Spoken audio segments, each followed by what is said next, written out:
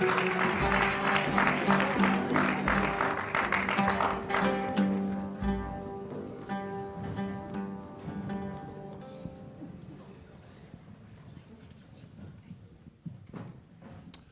welcome everyone. It's an indescribable delight to be back here with the caravan, with you.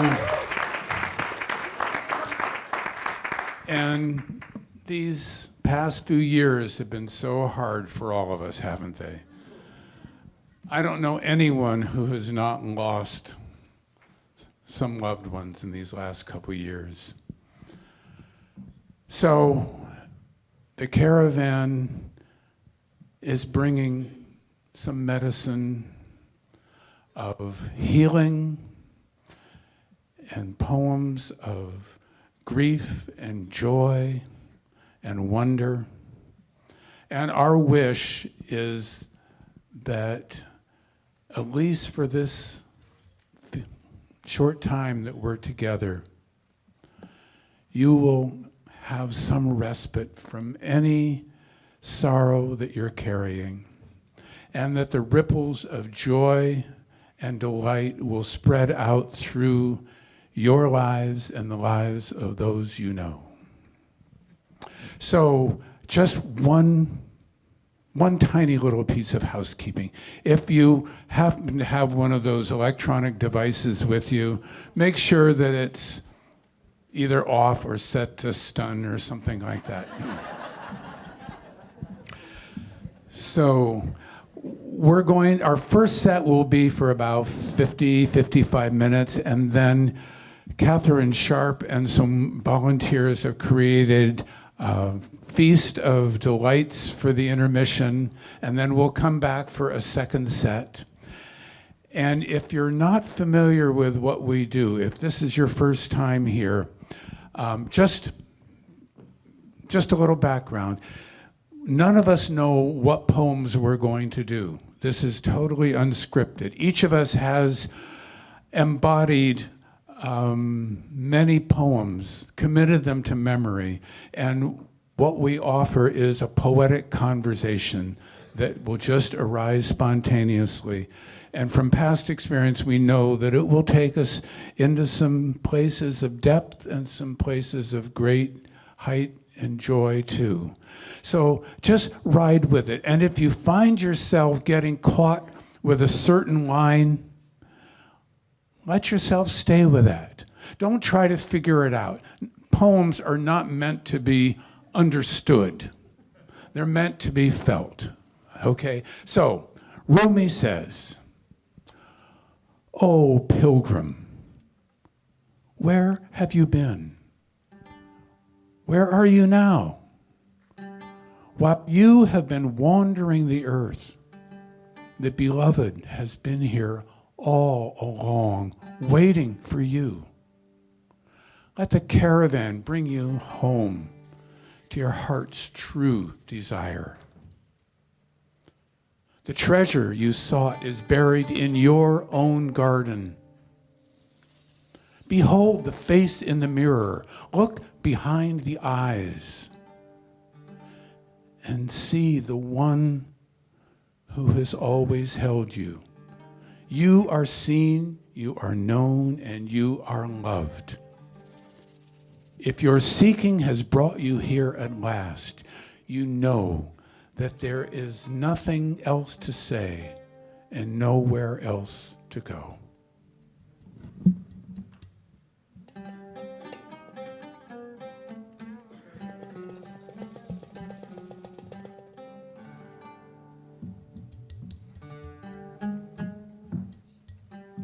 Rumi says, the Prophet Muhammad said there is no better companion on this way than what you do. Your actions will be your best friend. But if they're cruel and selfish, they'll be a poisonous snake that lives in your grave. But tell me, says Rumi, can you do the good work without a teacher? can you even know what it is without the presence of a master? Notice how the lowliest livelihood requires some instruction. First comes knowledge, then doing the job, and then much later, perhaps after you're dead, something grows from what you've done. Rumi says, look for help and guidance in whatever craft you're learning. Look for a generous teacher, one who has absorbed the tradition he's in. Look for pearls in oyster shells. Learn technical skills from a craftsman. Rumi says, when you meet genuine spiritual teachers, be gentle and polite and fair with them. Ask them questions and be eager for their answers. Never condescend. If a master tanner works in an old threadbare apron, that doesn't diminish his mastery. If a fine blacksmith works at the bellows in a patched apron, that doesn't affect how he bends iron. Strip away your pride, says Rumi. Put on humble clothes. Now, if you want dervishhood, spiritual poverty, and emptiness, you must be friends with a sheikh, talking about it, reading books, doing practices, all don't help. Soul receives from soul that knowing. Okay? The mystery of spiritual emptiness Yes. may be living in a pilgrim's heart, and yet the knowing of it may not be hers. Wait for that illuminating openness as though your soul were filling with light. As when Rumi said, did we not expand you? Don't look for it outside yourself. You are the source of milk. Don't milk others. You have a milk fountain inside you. So don't walk around with an empty bucket. You have a channel into the ocean, and still you want water from a little pool? Beg for that love expansion. Meditate only on that. The Quran says, and He is with you. There is a basket of fresh bread on your head, but you still go door to door asking for crusts. Knock on the inner door, no other. Sloshing knee deep in fresh river water, you keep asking for a drink from other people's water bags. Water is everywhere around you, but you only see barriers that keep you from water. The horse is beneath the rider's thighs, and still she says, where's my horse? Right there under you. Yes, this is a horse, but where's the horse? Can't you see? Yes, I can see, but whoever saw such a horse, mad with thirst, she can't drink from the stream running so close by her face. She is like a pearl on the deep bottom, wandering inside her shell. Where, oh, where is the ocean? Her mental questionings form the barrier. Physical eyesight bandages her knowing. Self-consciousness plugs her ears.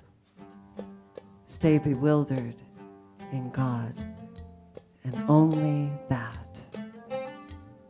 Rumi says, those of us who are feeling scattered, simplify your worrying lives. There is one righteousness. Water the fruit trees and don't water the thorns. Be generous with what nourishes the spirit and God's luminous reason light. Don't honor what causes dysentery and knotted up tumors. Don't feed both sides of yourself equally. The spirit and the body carry different loads and require different attentions. Too often we put the saddlebags on Jesus and let the donkey run loose in the pasture. Don't ask the spirit. Don't ask the body to do what the spirit does best. And don't put a big load on the spirit that the body could carry easily.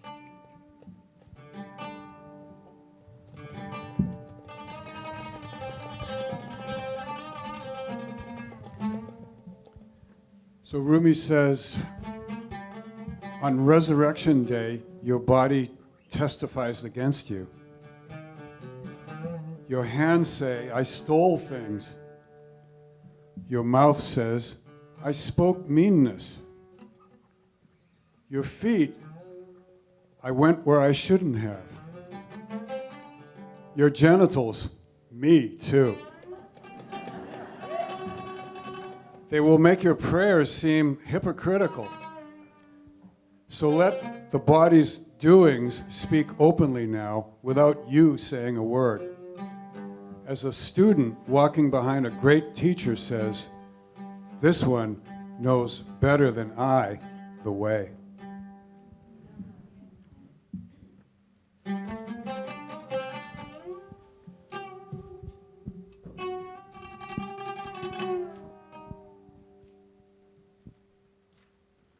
Already the poems are warring.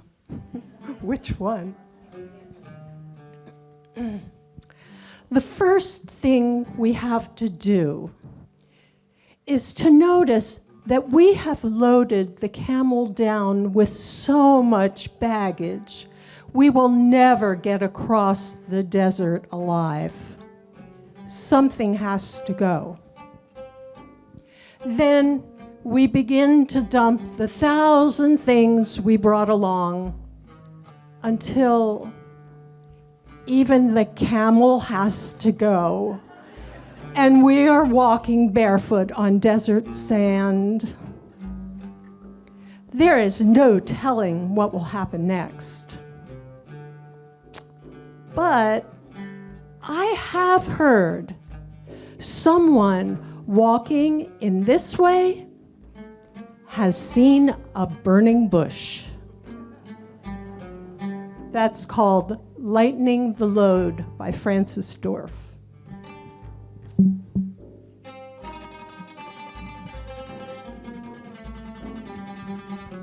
Well, another Rumi. One night, a man was crying out, Allah, Allah. His lips grew sweet with the praising, until a cynic said, so I've heard you calling out, but have you ever gotten an answer? The man didn't know what to say. He stopped praising and fell into a confused sleep. He dreamed he saw Khidra, the guide of souls, in the thick green foliage, who asked him, why have you stopped praising? Because I've never gotten an answer. The longing you express is the return message. The grief you cry out from draws you toward union. Your pure sadness is the secret cup. Listen to a dog howling for its master. Those howls are the connection. There are love dogs no one knows the names of. Give your life to be one of them.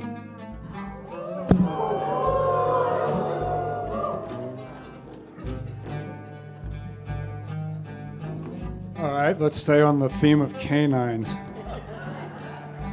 This is called Coyotes. Martin Keough says,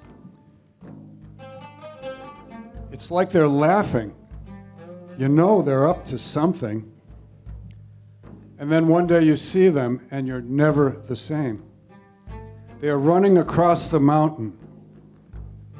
Those great hind legs, the paws reaching ahead of the tail, ahead of the nose. those great front legs, the paws reaching behind the tail, the spine folding and lengthening like an accordion playing polkas, the nose reading the air like a road map. And then they've disappeared. You check your wallet just to be sure.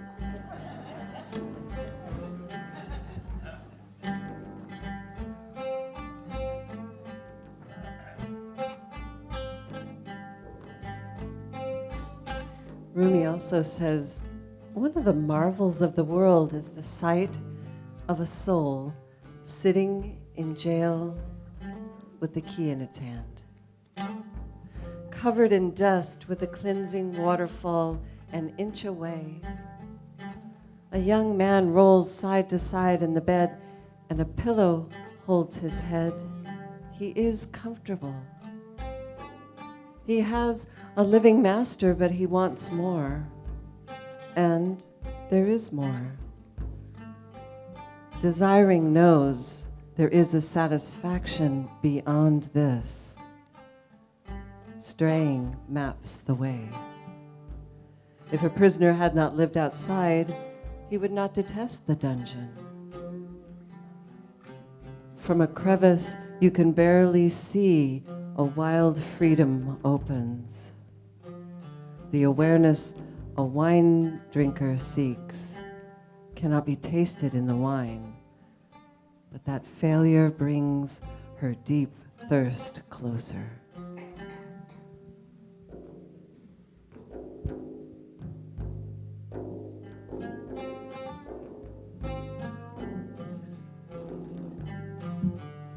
Maybe Kabir should come into the room.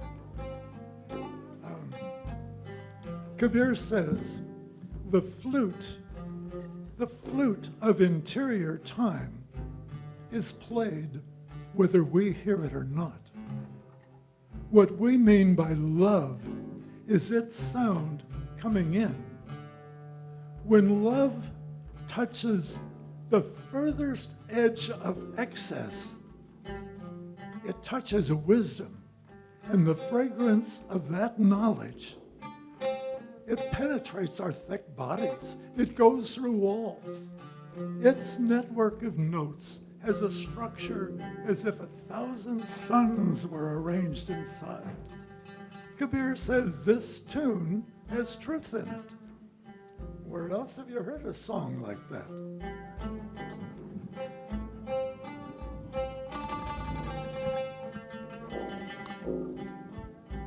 One Kabir deserves another. He says, friends, hope for the guest while you are alive. Think while you are alive. What you call salvation belongs to the time before death. The idea that the soul will join with the ecstatic simply because the body is rotten is nonsense. What is found now is found then. If you find nothing in this life, you will simply end up in an apartment of the city of the dead. If you make love with the divine in this life, in the next, you will wear the face of satisfied desire. So friends, search for the guest. Listen for the true sound. Hope to meet the real teacher. When one is searching for the guest, it is the intensity of the longing which does all the work. Kabir says this. When one is searching for the guest, it is the intensity of the longing which does all the work. Look at me and you will see a slave to that intensity.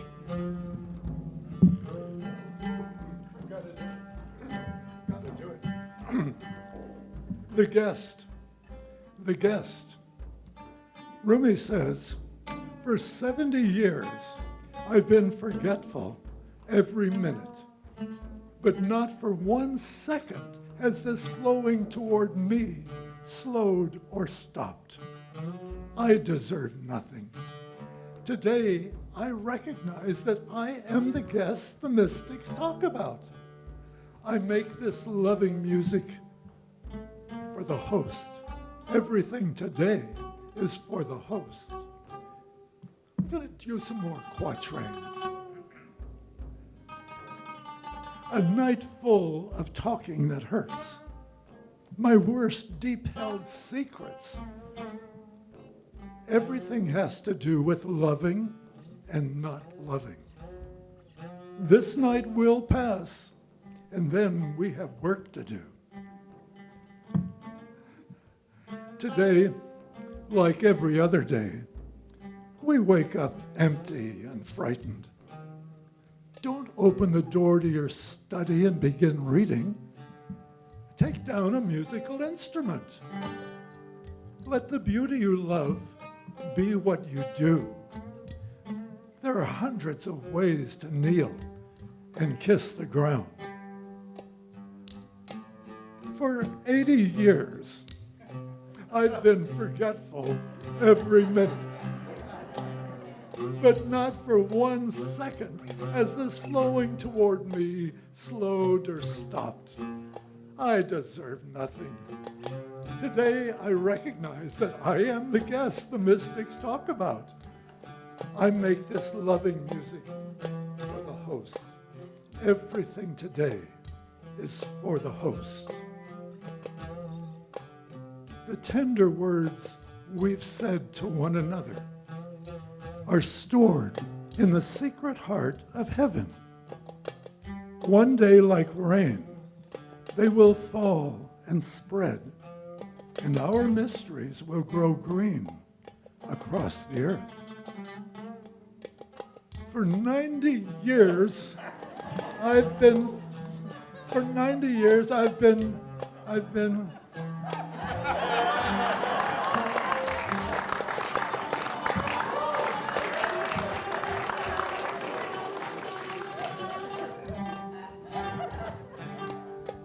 I've got a little tiny one I think goes with the quatrains there. It's by a poet named Greg Kimura.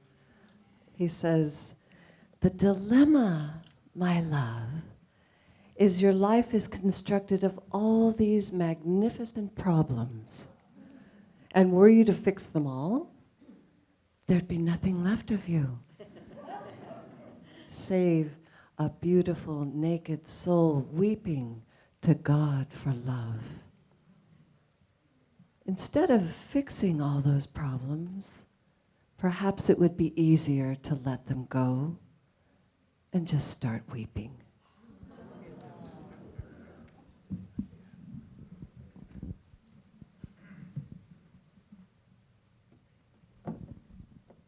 Here's some wisdom from Mary Oliver. The witchery of living is my whole conversation with you, my darlings. All I can tell you is what I know. Look and look again. This world is not just a thrill for the eyes. It's more than bones.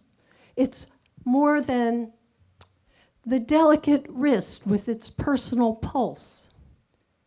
It's more than the beating of a single heart. It's praising. It's giving until the giving feels like receiving. You have a life. Imagine that. You have this day, and maybe another, and maybe still another. Let me ask you something. Do you also think that beauty exists for some fabulous reason?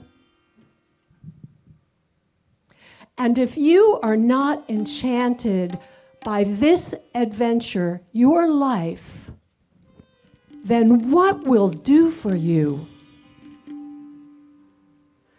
What I loved in the beginning, I think, was mostly myself, Never mind that I had to. Somebody had to. That was many years ago. Since then, I have gone out of my confinements, though with difficulty. I have become a child of the clouds and of hope. I have become a friend of the enemy, whoever that is. I have become older, and cherishing what I have learned, I have become younger. What do I risk telling you this, which is everything I know? Love yourself. Love yourself. Then forget it. Then love the world.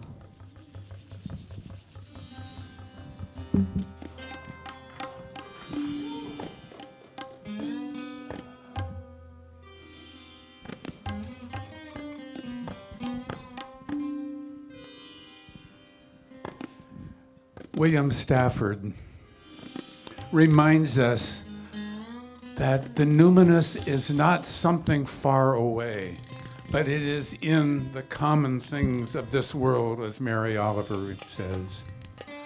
So this is his poem, Earth Dweller. He says, "It was all the clods at once become precious. It was this barn, the shed, the windmill, my hands, and the crack Arlie made in the axe handle. Oh, let me remain here forever, humbly forgotten, to rejoice in it all.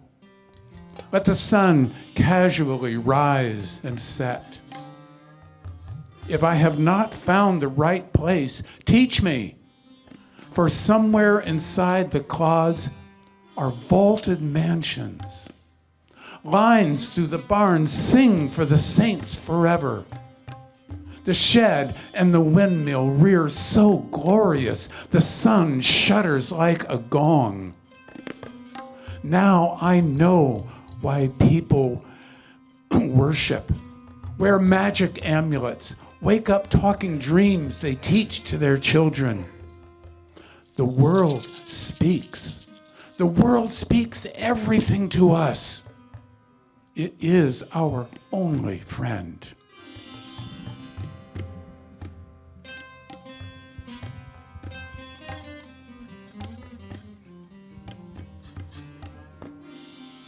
I want to take it down a notch. William Stafford took many years of inner work to write a poem like that. But he was born in 1914.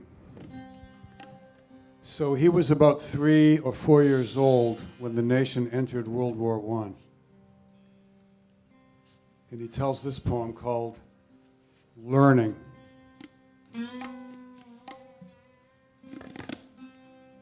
A piccolo played, then a drum. Feet come marching, a part of the music. Here comes a horse, clippity-clop, away. My mother said, "Don't run. The army is after someone other than us. If you stay, you'll learn our enemy." Then he came, the speaker.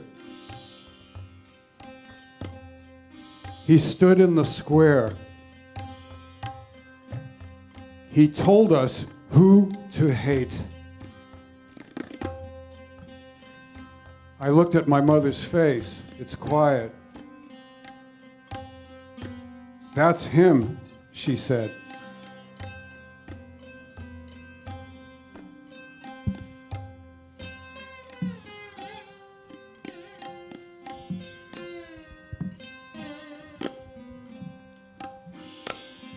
the apple did not fall far from the tree. Here is a poem by Kim Stafford, his son. It's called Proclamation. Proclamation. Whereas the nations are filled with shouting, whereas the world is a house on fire, whereas hope seems small, sometimes a single bird on a wire, left by migration behind, whereas kindness is seldom in the news, while war is real and peace an abstraction. Words are all I have, whereas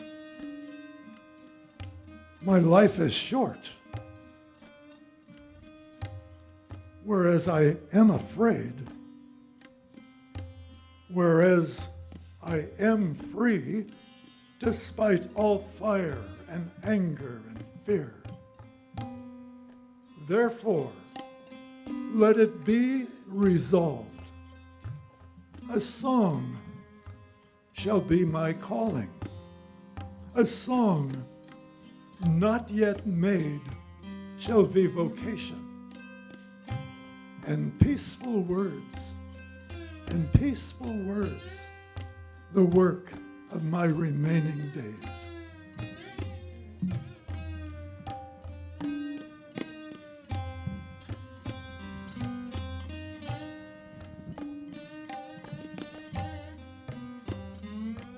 This one's by Wendell Berry. It's called A Vision.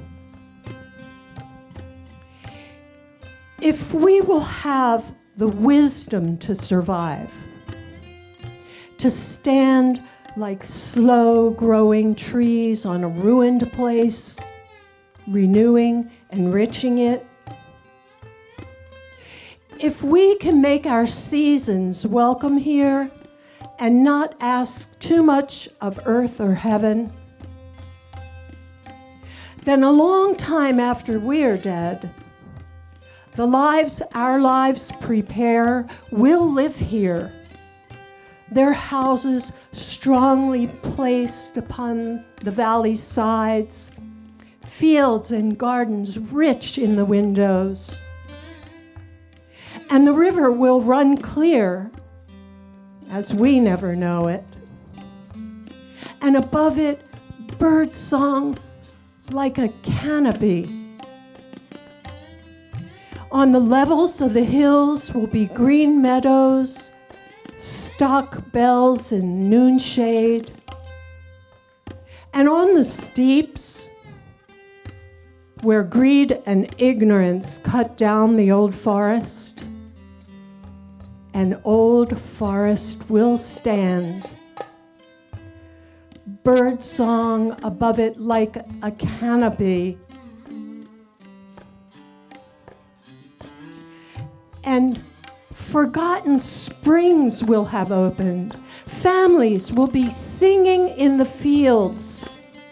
Their music in their ears, sounds risen up from the ground. And they will take nothing from the ground that they will not return, whatever the grief at parting. Memory, native to this valley, will spread like a grove. And memory will grow into legend, and legend into song, and song into sacrament. The abundance of this place, the songs of its people and its birds, will be health and wisdom and indwelling light. This is no paradisal vision.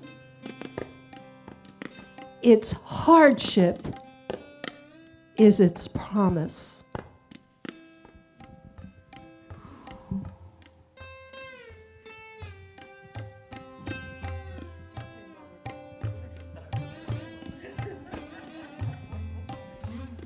Well, a short coda to that one from Gary Snyder.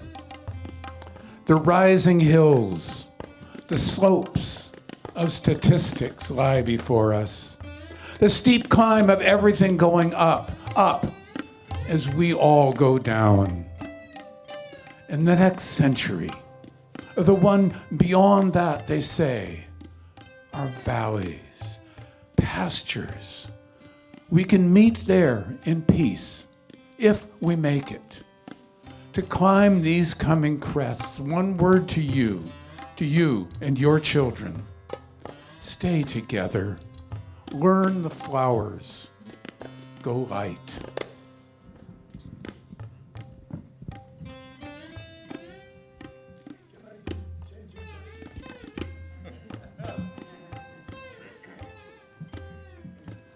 I've recently become a great-grandfather. Don't applaud me, applaud his mother. But here's a poem by Gary Snyder called Changing Diapers. How intelligent he looks on his back, both feet caught in my one hand. His glance set sideways on a giant poster of Geronimo with a Sharps repeating rifle on his knee. I open, wipe. He doesn't seem to notice, nor do I. Baby legs and knees, toes like little peas, little wrinkles good to eat, eyes bright, shiny ears. No trouble, friend. You and me and Geronimo are men.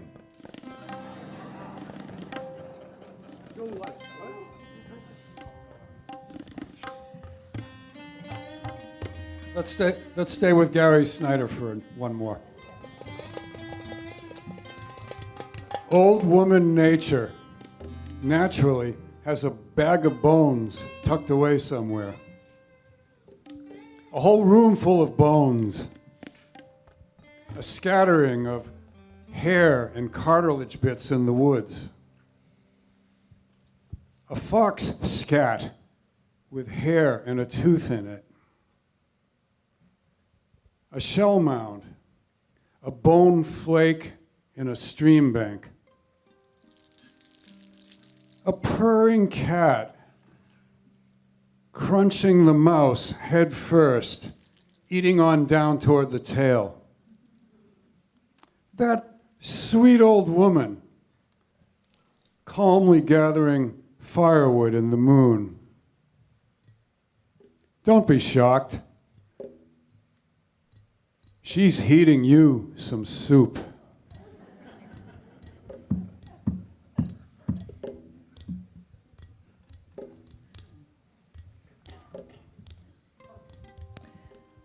This is a poem by Toni Birnbaum.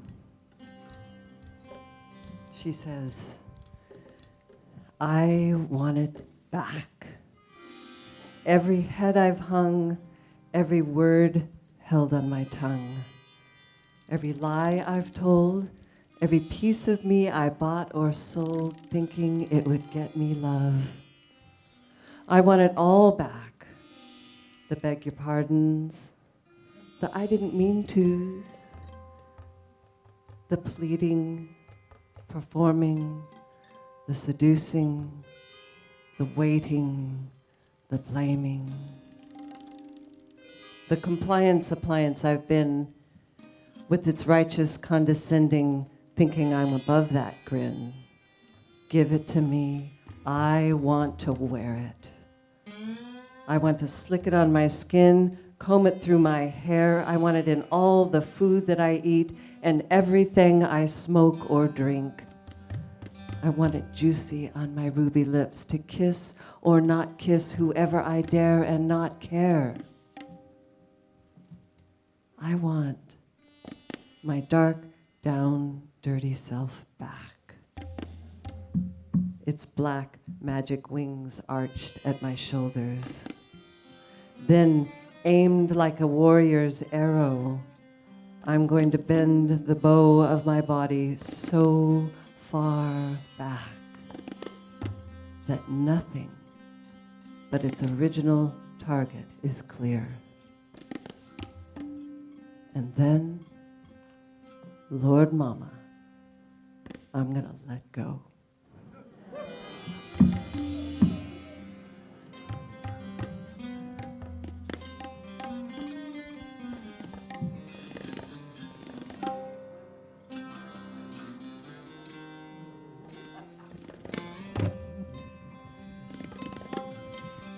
Well, I'm going to bring Denise Levertov into the conversation.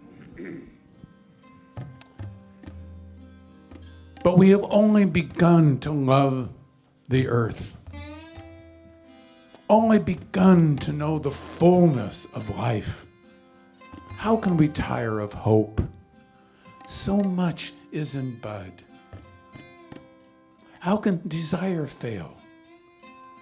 We have only begun to imagine justice and mercy, only begun to envision how it might be to live as siblings with beast and flower, not as oppressors.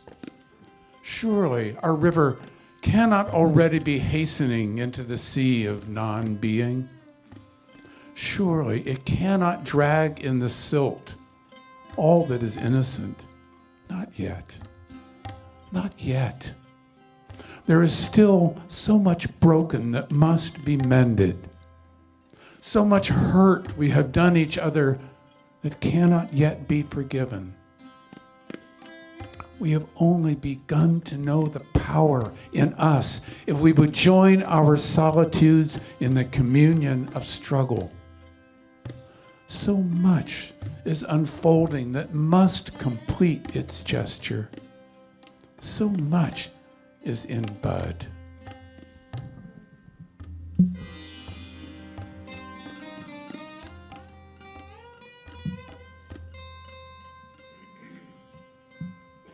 A little Wendleberry.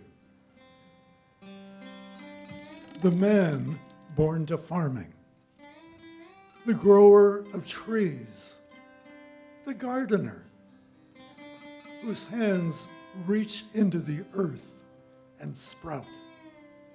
To him, the soil is a divine disease. He reaches into death yearly and comes back rejoicing. He has seen the sun lie down in the dung heap and rise again in the corn. What miraculous seed has he swallowed, that the unfinished sentence of his love flows from his mouth like a vine, clinging in the sunlight, like water descending in the dark. Wendleberry. Well, and I'll raise you another Wendleberry. Within the circle of our lives, we dance the circle of the years. Within the circle of the years, we dance the circles of the seasons. The cycles of the moon within the circles of the season. The cycles of our reason within the cycles of the moon. Again, we come and go, changed, changing. In love and fear, grief and joy. Hands join, unjoin. Only music keeps us here, each by all the others held. In the hold of hand and eyes we turn in pairs, which joining, join each to all. And then we turn aside alone, out of the sunlight gone, into the darker circles of return.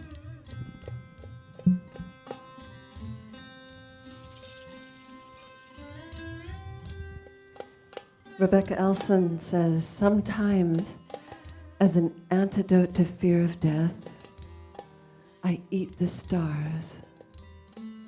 Those nights lying on my back, I suck them in from the quenching dark until they are all inside me, pepper hot and sharp.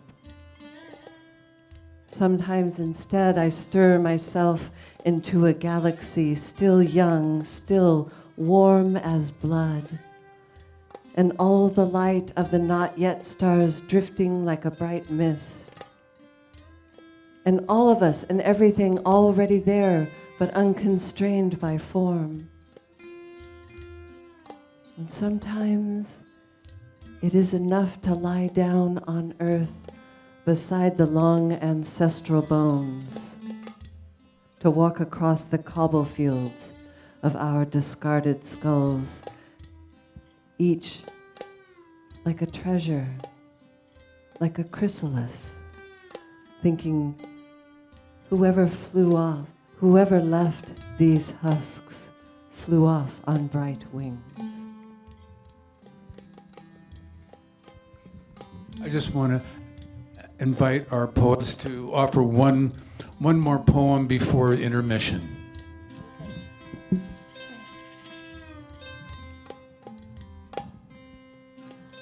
This is one of mine. A single chime rings. Silver ribbons dance in the breeze. One tree waves. Come along, it calls. But where and how? The clouds drift slowly west to east with relentless grace. Move in seamless increments, they say, the way we do. Look, even the rooted ones sway with us. It's true. The trees, the clouds, the hovering hummingbirds, all find spirits slipstream. But what does this have to do with healing, I ask? Everything, they say. Everything. Join us. Plunge into the slipstream. Let go.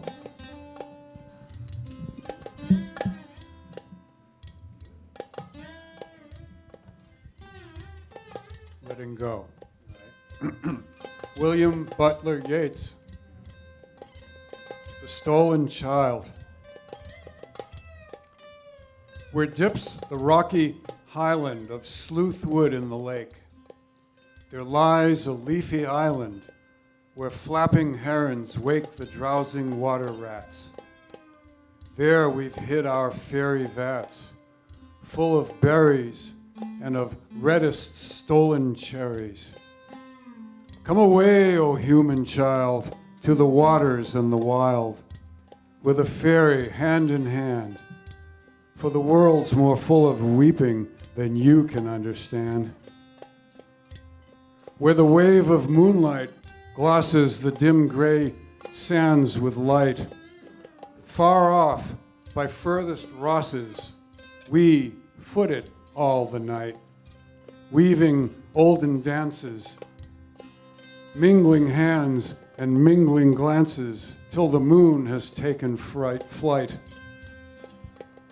To and fro we leap and chase the frothy bubbles while the world is full of troubles and is anxious in its sleep.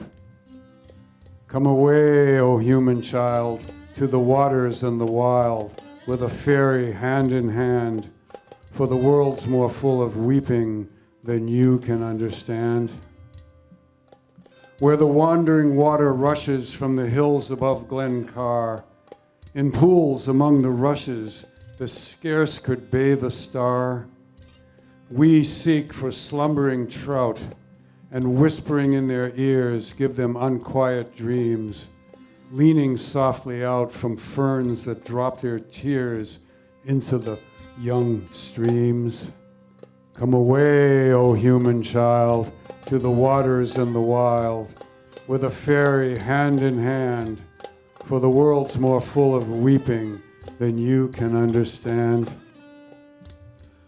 Away with us he's going, the solemn-eyed.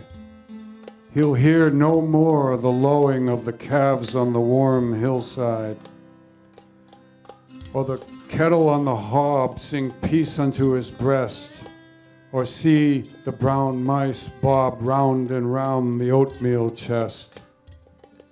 For he comes, the human child, to the waters and the wild, with a fairy hand in hand, from a world more full of weeping than he can understand.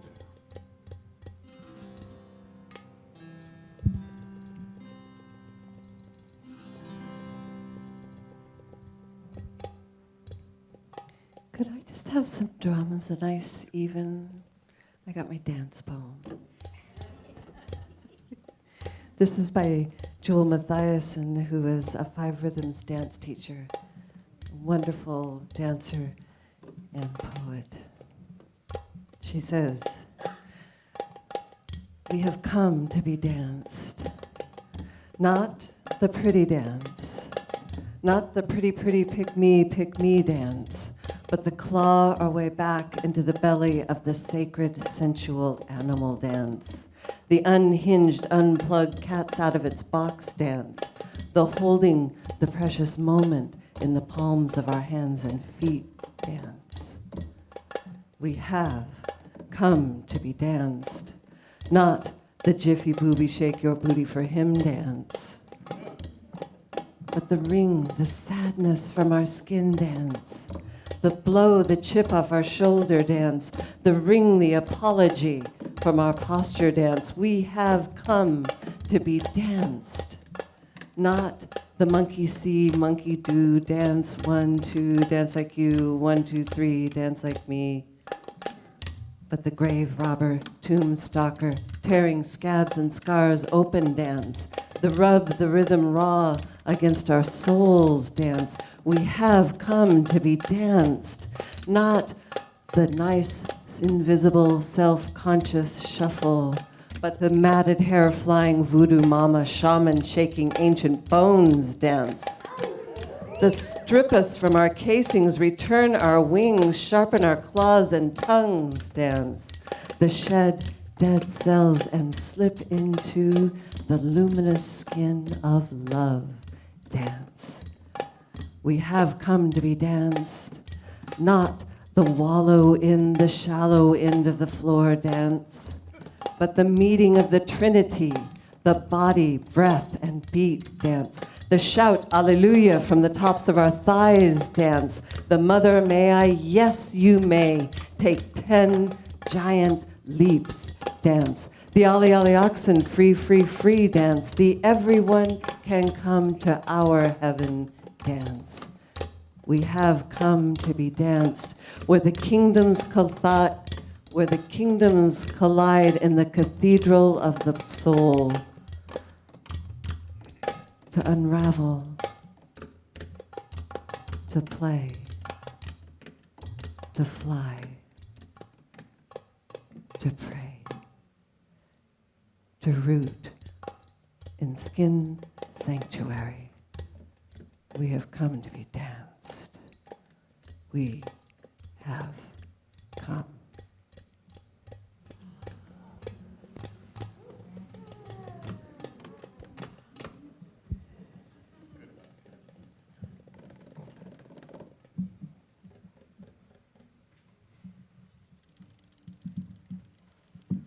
Well, my friends, we have the whale. This poem is so big, it takes a room at least this big to come out to play. It's by D.H. Lawrence, and it's called Whales Weep Not. They say the sea is cold, but the sea contains the hottest blood of all. All the whales of the wider deep, hot are they, as they dive beneath the icebergs. The right whales, the sperm whales, the hammerheads, the killers, there they blow, hot, wild, white breath out of the sea. And they rock through the ageless ages on the depths of the seven seas. And through the salt they reel with drunk delight, and in the tropics tremble they with love, and roll with massive strong desires like gods. And the great bull lies up against his bride in the blue, deep bed of the sea, as mountain pressing on mountain in the zest of life. And out of the inner red ocean of red whale blood, the long tip reaches, strong, intense, the maelstrom tip, and comes to rest in the clasp and soft, wild clutch of the she-whale's fathomless body. And across the bridge of the whale's strong phallus, linking the wonder of whales, burning archangels of bliss under the sea, keep passing from him to her, from her to him, great cherubim that wait on whales, suspended in the waves of the sea, old hierarchies, and enormous mother whales lie dreaming, suckling their whale-tender young of the beginning and the end, dreaming with their strange whale eyes wide open. And the great bulls ring themselves surrounding their huddled monsters of love when danger threatens on the surface of the ceaseless flood, and range themselves like great seraphim facing the threat. And all this happens in the sea, in the salt, where God is also love, but without words. And Aphrodite among the fishes skips and is the she-dolphin. She's the gay, delighted porpoise sporting with love in the sea. She's the female tunnyfish, round and happy with the males. Dark rainbow bliss under the sea. And all this happens in the sea, in the salt, where God is also love, but without words.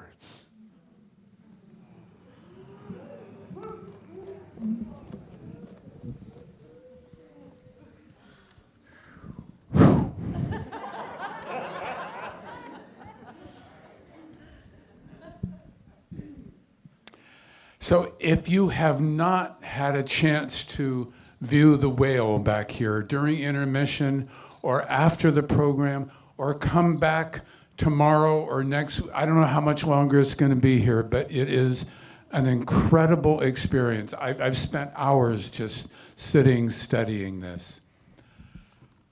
So I have several people to thank. In a moment, I'm going to invite you to come into the Little Red Hen dining room next door and enjoy some delights prepared by Catherine Sharp, Jeanette Dillman, Martha McKenzie, Kate Broderson, Molly Runyon, Alice Rathjen, and Many Rivers is providing tea through Grady and Carl, Helen Baum and Bev Voloshin and Pat Cavanaugh. And I want to give a great bow of gratitude to Don Fontovitz and Jason Parmar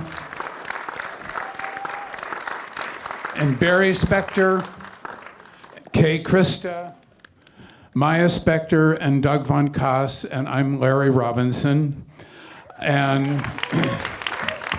And I want to thank Taylor Lampson, John Harrell, Chandra Crane, and Carl Scheidenhelm for this amazing stage set designed by Doug Von Koss. Stephen Cano doing our lights and sound. Our house manager, Alice Rathjen, in the back. And, pardon?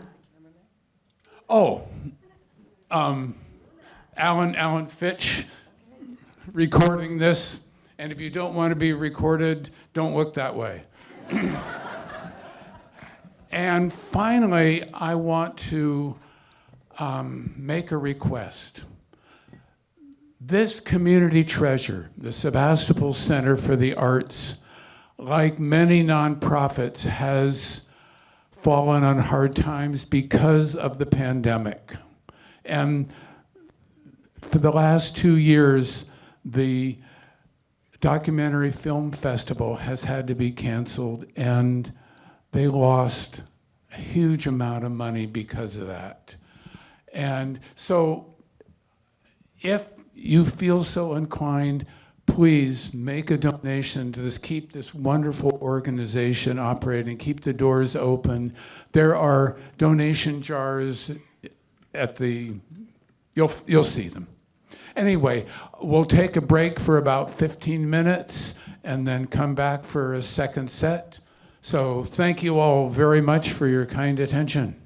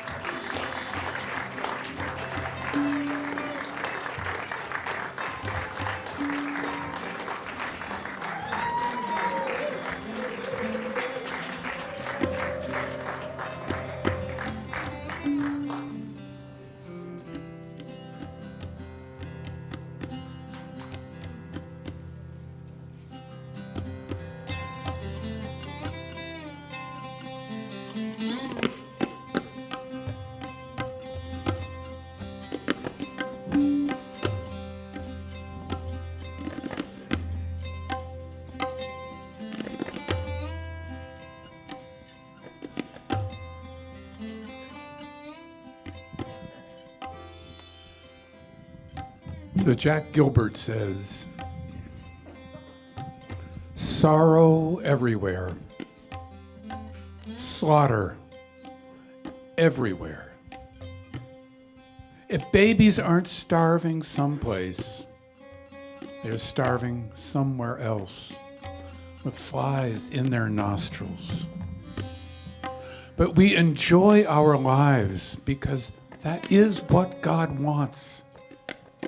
Otherwise, the mornings before summer's dawn would not be made so fine. The Bengal tiger would not be fashioned so miraculously well. The poor women at the fountain are laughing together between the suffering they have known and the awfulness in their future. They are smiling and laughing while someone in the village is very sick. There is laughter every day in the terrible streets of Calcutta, and the women laugh in the cages of Bombay. If we deny our happiness, resist our satisfaction, we lessen the significance of their deprivation. We must risk delight. We can do without pleasure, but not delight, not enjoyment. To make injustice the sole measure of our attention is to praise the devil. If the locomotive of the Lord runs us down, we should give thanks that the end had magnitude. We must admit that there will be music and laughter despite everything.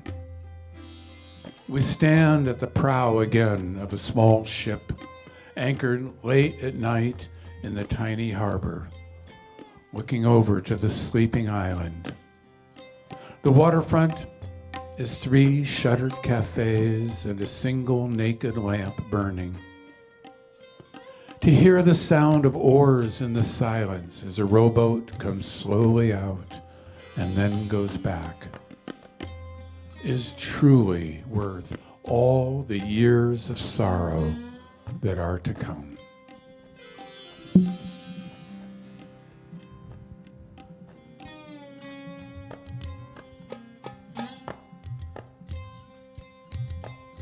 This is called American Funeral by Greg Kimura.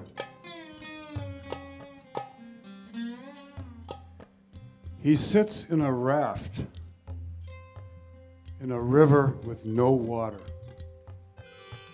that winds through sandstone canyons and green meadows before passing through the 7 gates of heaven. The old raft, a sunken coat of flesh that once tore up huge chunks of Stanford Stadium turf at left tackle, class of 1949, that built tuna fish sandwiches for church youth groups, that made sloppy, wet love to an appreciative wife, now lays boxed in the ground. But he sits on the raft, alone, waiting. Waters that could have carried him down the river lie trapped inside Protestant bodies, maintaining an unfortunate sense of dignity, decorum, and strength.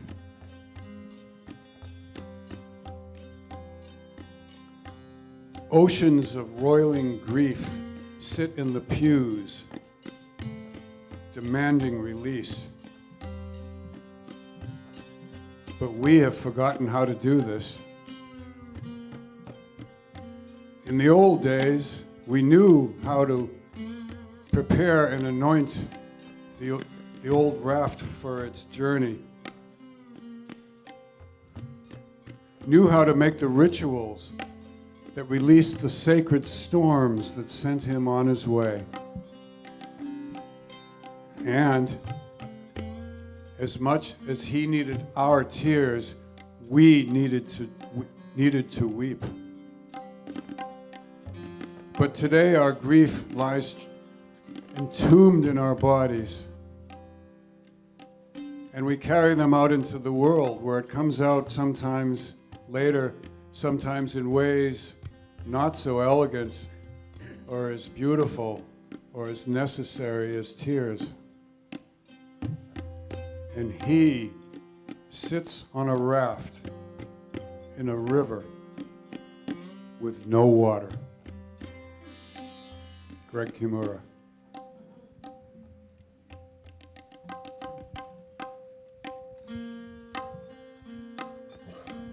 This is a Rosemary Watola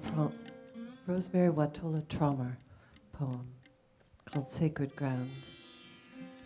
She says, and if, as I now know, the closet is sacred, and the bare room is sacred, and the sidewalk and the classroom and the ER are sacred, then I trip into the teaching that everywhere is sacred.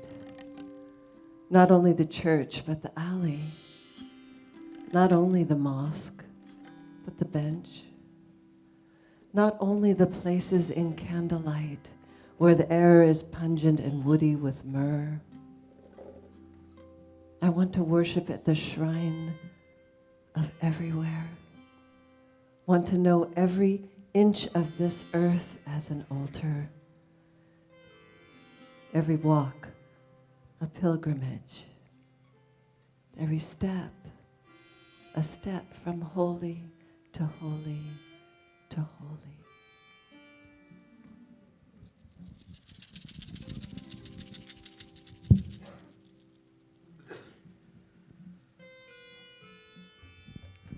This is another Rosemary Watola Trummer. Again, I am ruled by it. This invitation to be wildly open, the way a day is open.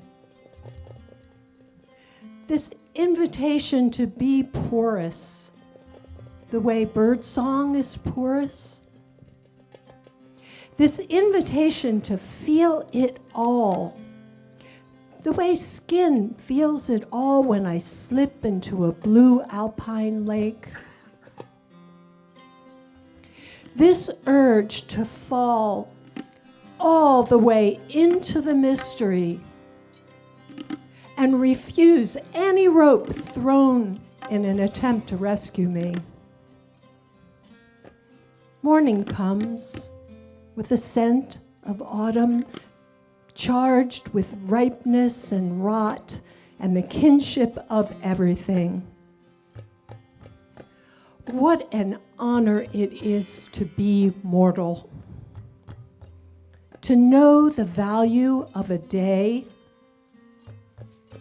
to know how vulnerable we are, and then to give ourselves away.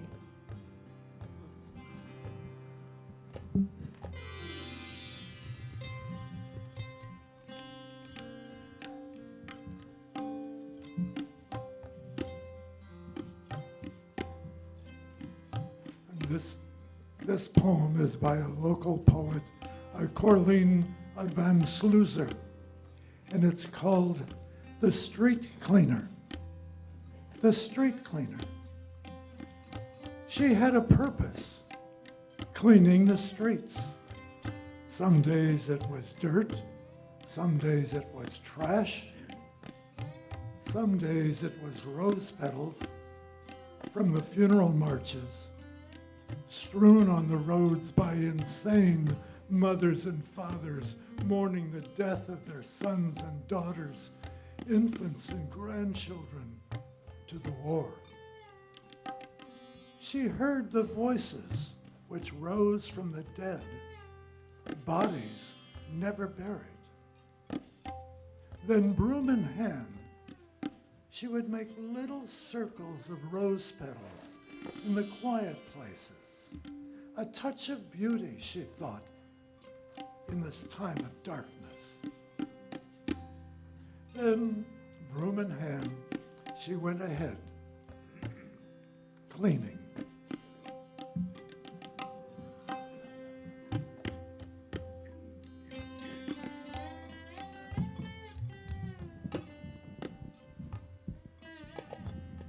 Stephen Fry.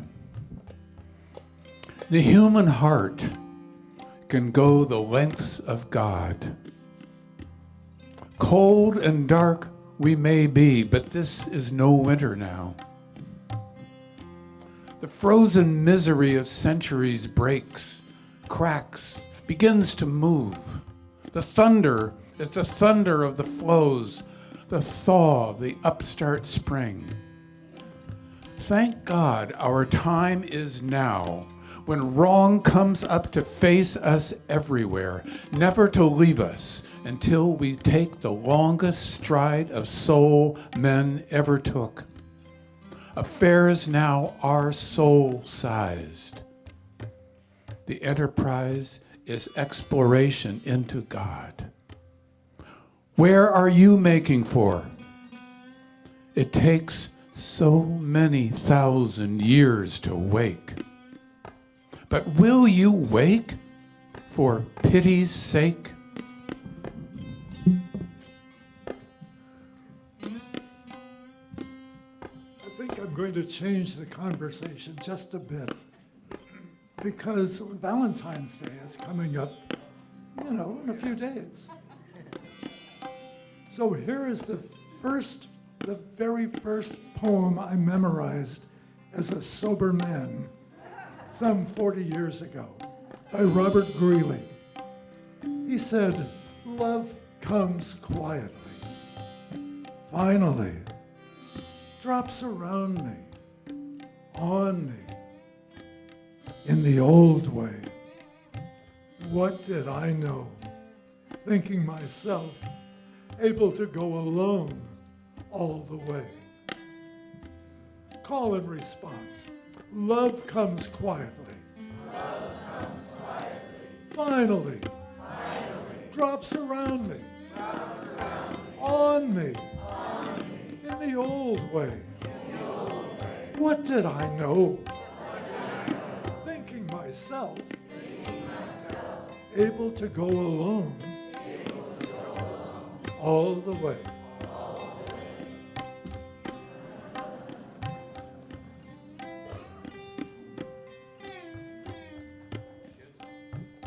No, it's not. You're wrong. This is a David White poem, one of the earliest poems I memorized, called "The True Love." He says, "There is a faith in loving fiercely the one who is rightfully yours, especially if you have waited years, and especially if part of you never believed you could deserve this loved and beckoning hand held out to you this way. I am thinking of faith now, and the testaments of loneliness, and what we feel we are worthy of in this world. Years ago in the Hebrides, I remember an old man who walked every morning on the gray stones to the shore of the baying seals, who would press his hat to his chest in the blustering salt wind and say his prayer to the turbulent Jesus hidden in the water. And I think of the story of the storm and everyone waking to see the distant yet familiar figure far across the water calling to them. And how we are all waiting and preparing for that abrupt waking, for that calling, for that moment we have to say yes. Only it won't come so grandly, so biblically, but more subtly and intimately in the face of the one you know you have to love. So that when we finally step out of the boat toward them, we find that everything holds us. And everything confirms our courage. And if you wanted to drown, you could, but you don't. Because finally, after all this struggle and all the years, you don't want to anymore. You've simply had enough of drowning. And you want to live, and you want to love.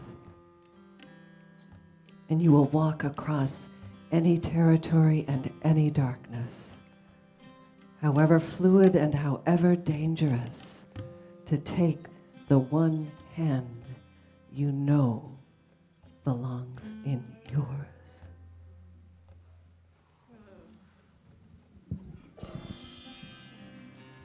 Well, I have one, but I'm going to need some help.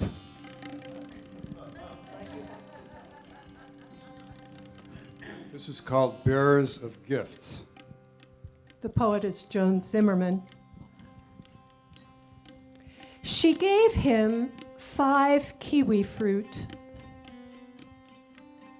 He gave her the breath that took the claws away from her inner ear as the plane descended. She gave him the 7th seal. He gave her the Baptist's head on a golden tray. She gave him the tiny cog left over after she put the clock back together. He gave her a day on the river where pink geodes grow. She gave him the carnelian bloodstone of the 6th chakra and the means to pass through it. He gave her the green elephant, its ears, its memories of childhood. She gave him the envoy from the east who retrieved the hostage. He gave her a whirlwind. She gave him the sound of his own voice. He gave her blueberry buds, leaf branches, slow as stars. She gave him the winter sun and her tongue on his chest and thighs. He gave her snow cornices and avalanches.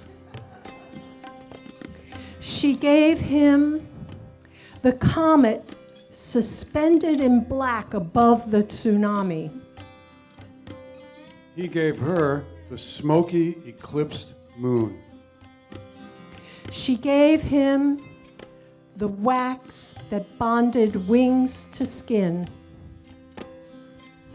He gave her the box from which 10,000 would escape. He gave her bread and wine. She gave him sand, water, a place to begin.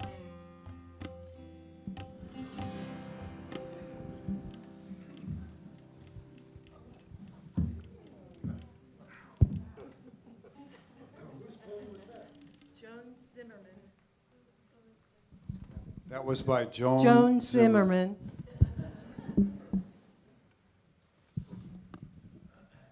Oh, I'm not ready to follow that. Who is?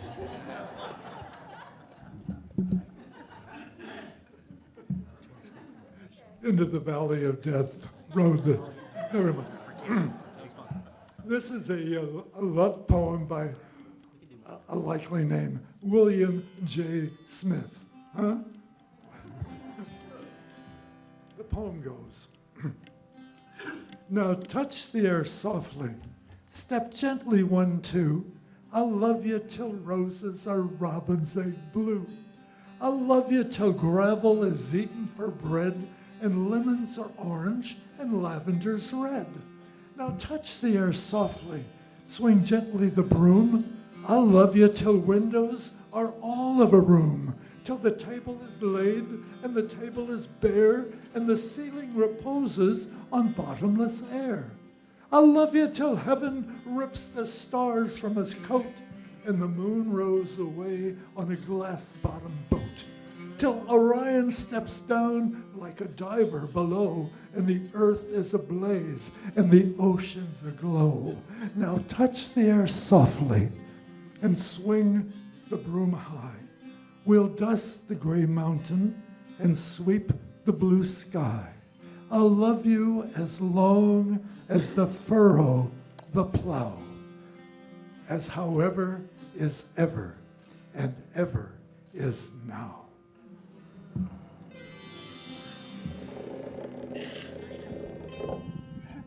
One more love poem.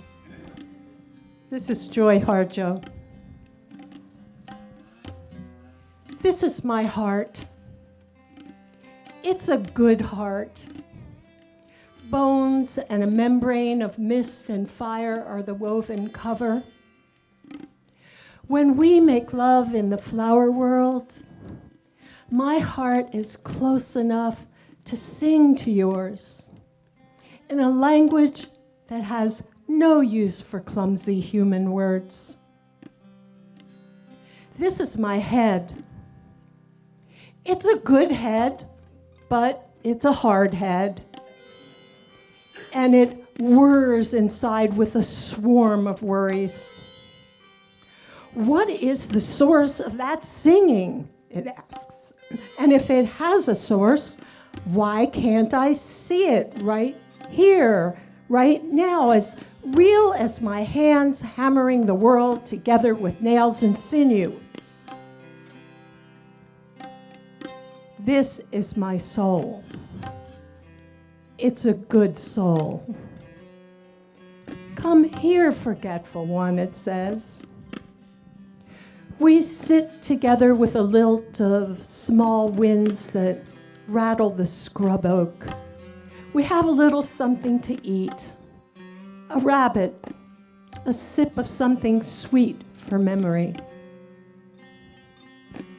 This is my song. It's a good song.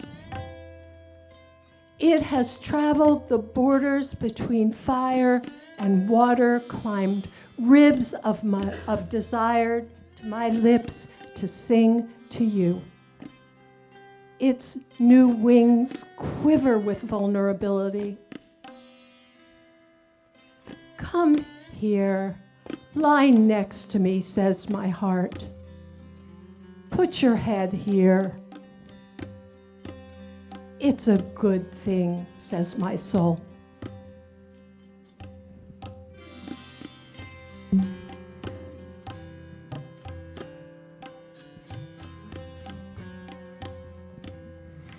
So Joy Harjo again. She says, remember the sky you were born under. Know each of the stars' stories. Remember the moon.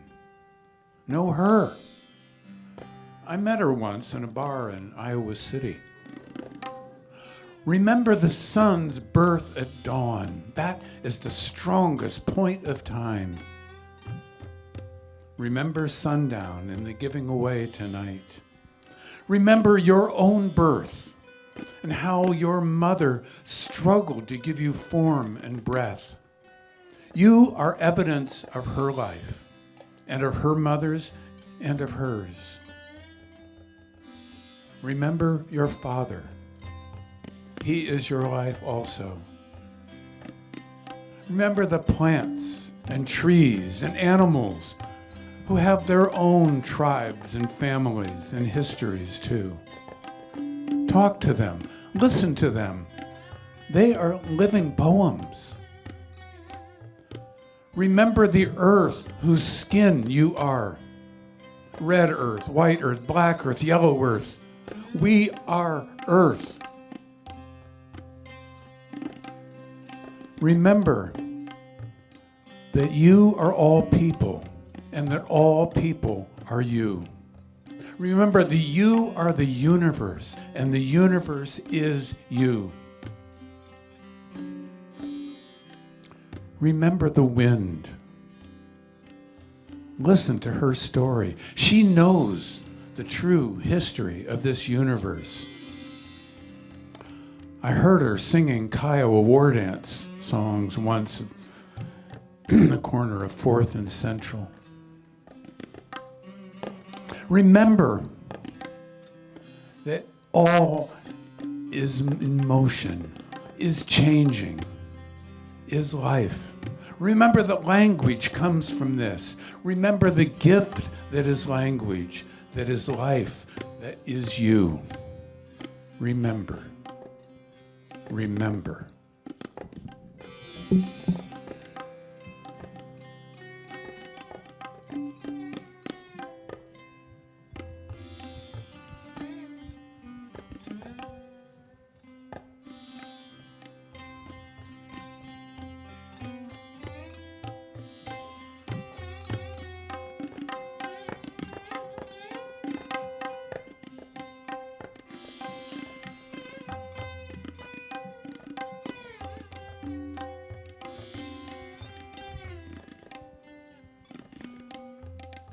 How could we have an evening like this without Pablo Neruda in the room?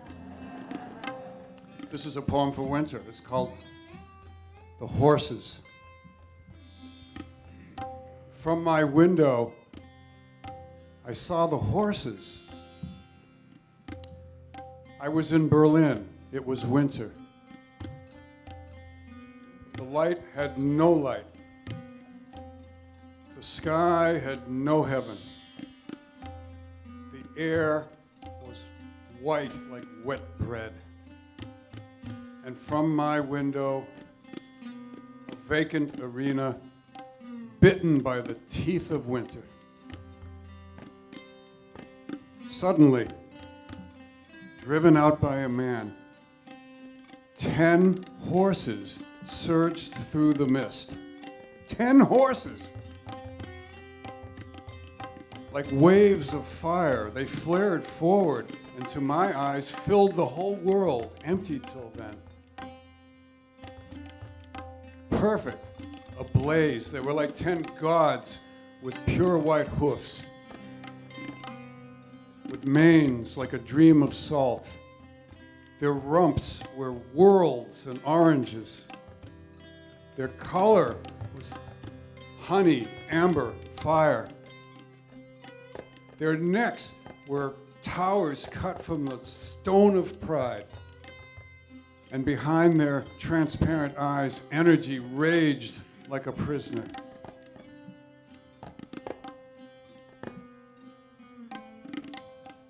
There, at midday, in silence, in that dirty and disordered winter, those intense horses were the blood, the rhythm, the inciting treasure of life. I looked and was reborn. For there, unknowing, was the fountain, the dance of gold, heaven, and the fire that lives in beauty. I have forgotten that dark Berlin winter. I will not forget the horses.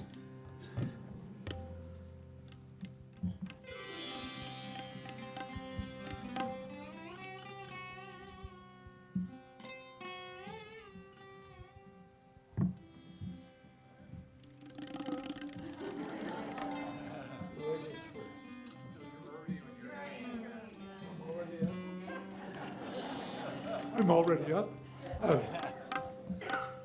I'd like to pay attention to the musicians. Rumi says, who's the luckiest in the whole orchestra? Well, the reed, its mouth touches your lips to learn music. All reeds, sugarcane especially, think only of this chance. They sway in the many ways they dance.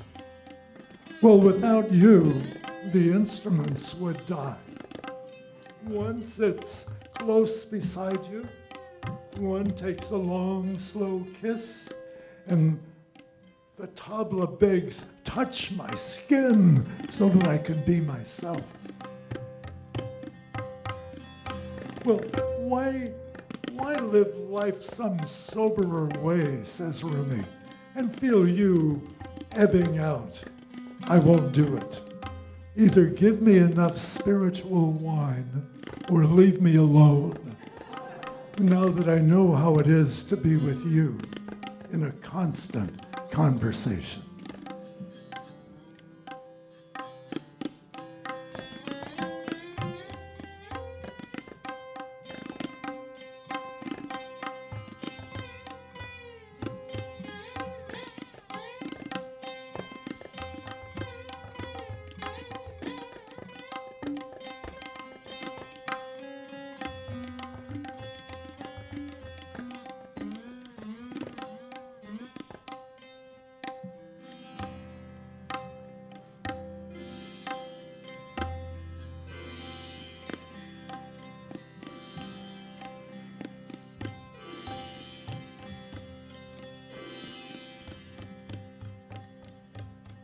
Relax.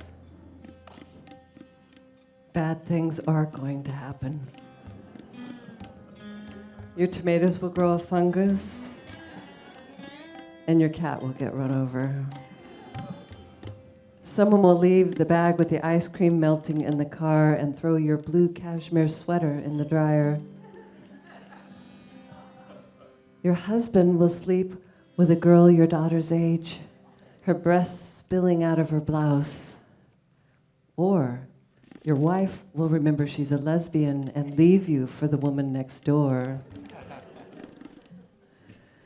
The other cat, the one you never really liked, will develop a disease that requires you to pry open its feverish mouth every 4 hours. Your parents will die. no matter how many vitamins you take, how much Pilates, you will lose your keys, your hair, and your memory. If your daughter doesn't plug her heart into every live socket she sees, you may come home to find that your son has emptied the refrigerator, dragged it to the curb, and called the used appliance store for pickup. Drug money.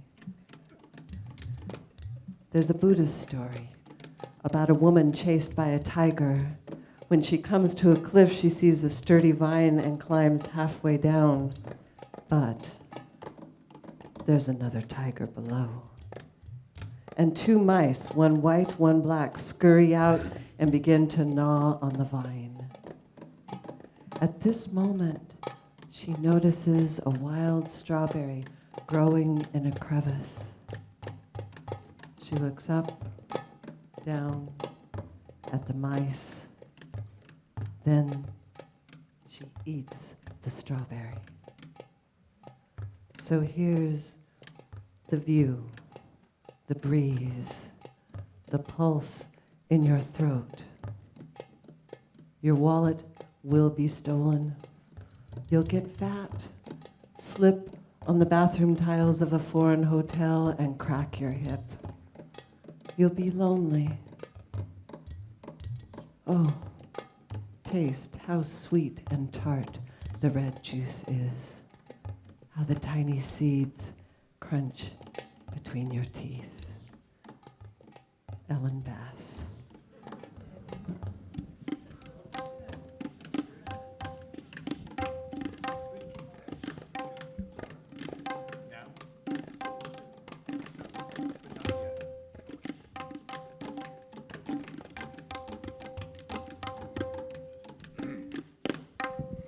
This is called The Dakini Speaks by Jennifer Wellwood. My friends, let's grow up. Let's stop pretending we don't know the deal here. And if we truly haven't noticed, let's wake up and notice. Look, whatever can be lost will be lost. It's simple. How could we have missed it all this time? Let's grieve our losses fully, like human, ripe beings. But please, let's not be so shocked by them. Let's not act so betrayed, as though life had broken her secret promise to us. Life's only promise is impermanence, and she keeps it with ruthless impeccability. To a child, she seems cruel, but she is only wild, and her compassion exquisitely precise. Brilliantly penetrating, luminous with truth, she strips away the unreal to show us the real. This is the true ride. Let's give ourselves to it. Let's stop making deals for a safe passage. There isn't one anyway, and the cost is too high. We are not children anymore. The true human adult gives everything for what cannot be lost. Let's dance the wild dance of no hope.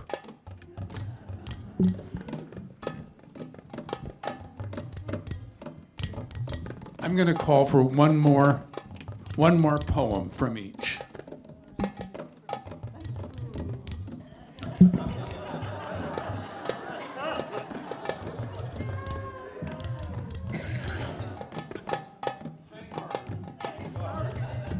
Okay, it wasn't the one I was going to do, but I did want to put more Rumi into the room. So Rumi says, I am dust particles in sunlight. I am the round sun. To the bits of dust I say stay. To the sun, keep moving. I am the morning mist and the breathing of evening. the wind at the top of the grove and surf on the cliff. Mast, rudder, helmsman and keel, I am the coral reef they founder on. I am a tree with a trained parrot in its branches. Silence, thought, voice. The musical air coming through a flute. A spark off a stone, a flickering of metal. Both candle and the moth crazy around it. Rose and nightingale lost in the fragrance.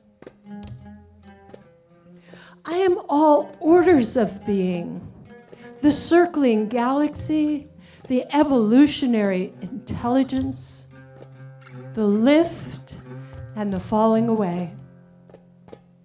What is and what isn't. You who know me, you the one in all, say who I am. Say I am you.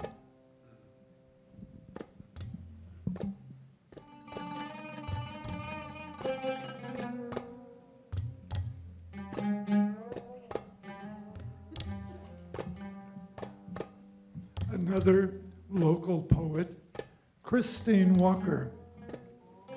And Christine wrote this incredible poem on hearing a poem recited, not read.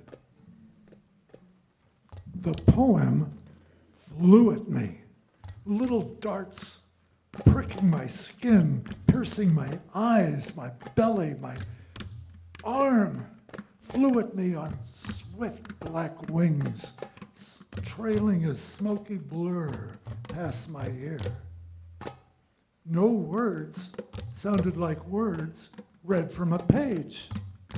They had been lifted last night, last year, flipped up word by word, letter by letter, let fall on the tongue like melting snowflakes, trickling down through the heart, into the belly, into the fingertips and the toes, pulled back through the blood, into the brain, into the cheeks, and spit out.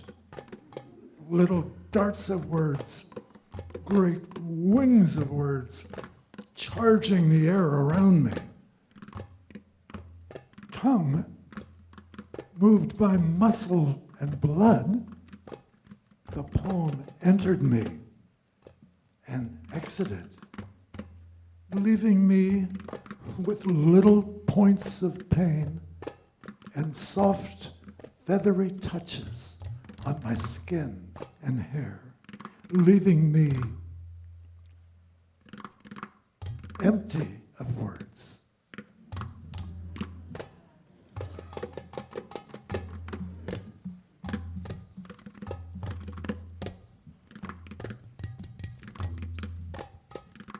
These are the words of Adyashanti.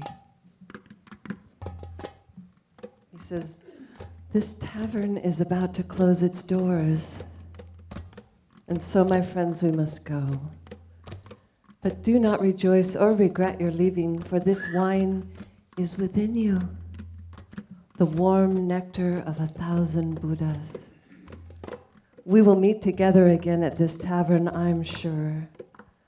But don't forget that at the innermost table, this wine of ours is always flowing, and it is where all true lovers dwell. Within the stillness of stillness, you will be met there and consumed by the winemaker, by the object of your secret devotion.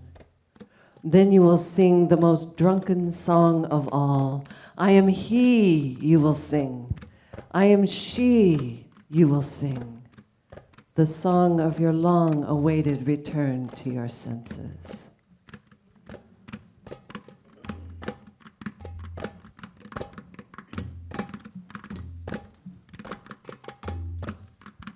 Well, We lost Robert Bly a couple years ago. And I don't know about you, but I'm convinced that if it weren't for Robert, we wouldn't even be in this room together sharing poems.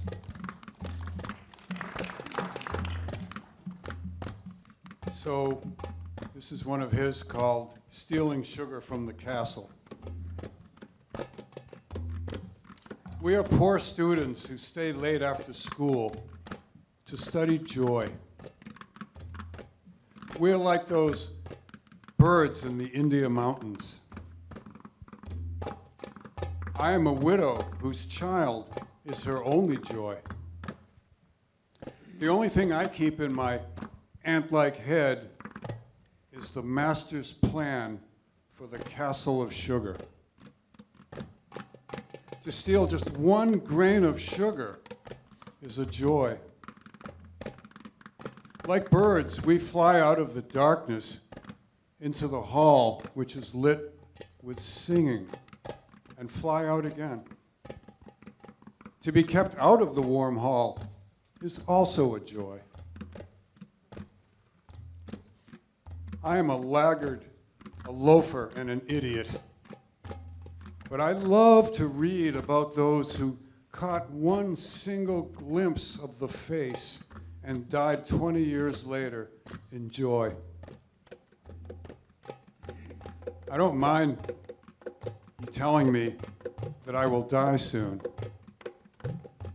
For even in the sound of the word soon, I hear the word you, which begins every sentence of joy. You're a thief, the judge said. Let's see your hands. I showed my calloused hands in court. My sentence was 1,000 years of joy.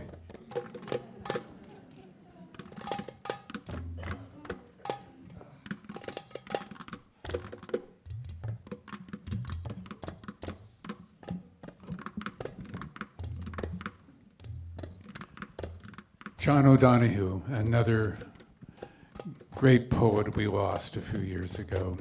It's called Beanacht.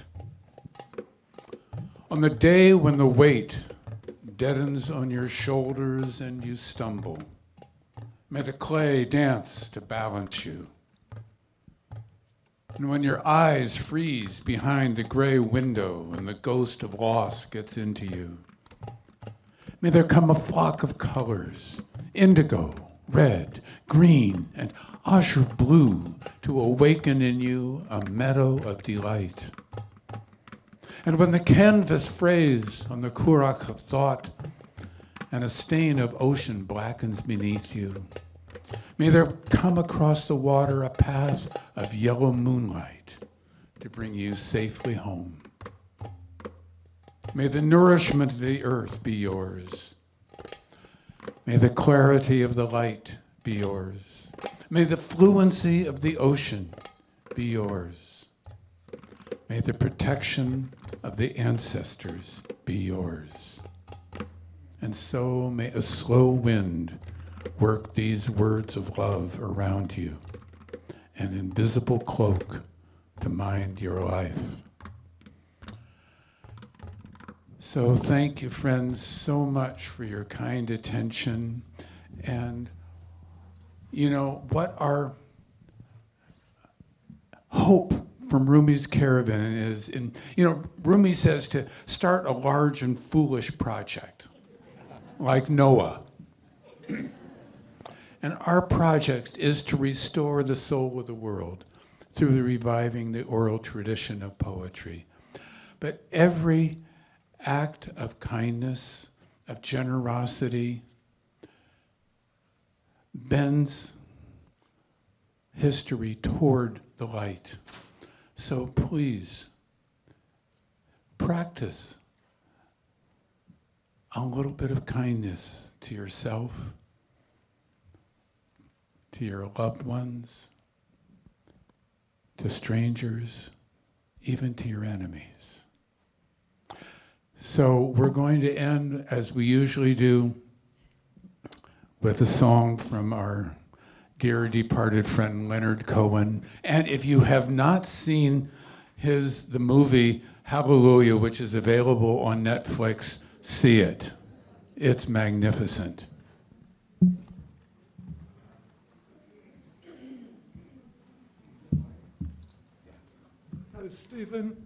Stephen, could you bring up the house lights too?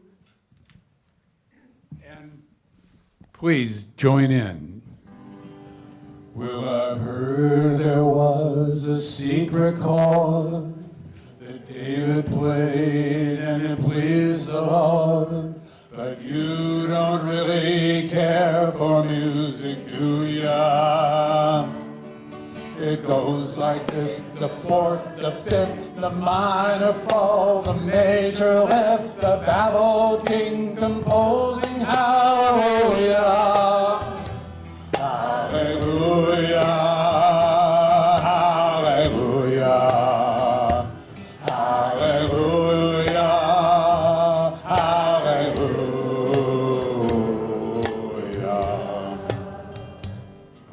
Your faith was strong, but you needed proof. You saw her bathing on the roof, her beauty in the moonlight overthrew ya. She tied you to a kitchen chair, she broke your throne, she cut your hair, and from you she drew the hallelujah. Hallelujah, hallelujah, hallelujah, hallelujah.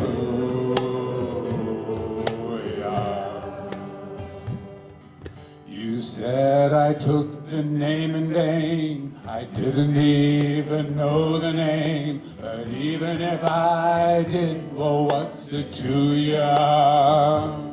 There's a blaze of light in every word, and it doesn't matter which you heard, the holy or the broken hallelujah. Hallelujah, hallelujah, hallelujah, hallelujah.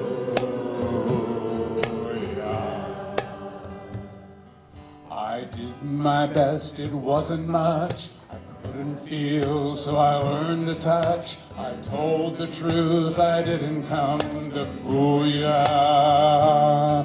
But even though it all went wrong, I'll stand before the Lord a song with nothing on my tongue but hallelujah.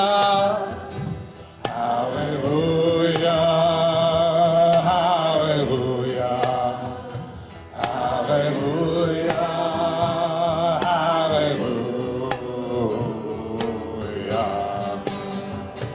hallelujah.